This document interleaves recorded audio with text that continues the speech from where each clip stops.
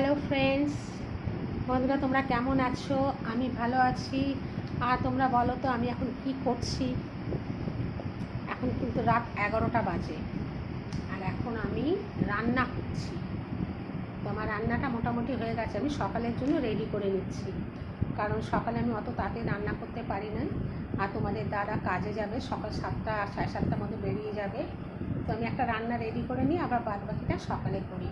তো এখন আমি কি করছি সেটা আমি তোমাদের দেখাবো। আমি এখন দুধ খাচ্ছি আর তার সঙ্গে আম। তোমরা কে কে এই দুধ আর আম খেতে খুব ভালোবাসো তারা কমেন্টস করো, লাইক করো। আর আমি রাতে শুতে যাওয়ার আগে আমি দুধ খাই, মানে সারাদিনে খাওয়ার সময় হয় না। তো তোমাদের কেমন লাগলো আমার এই ভিডিও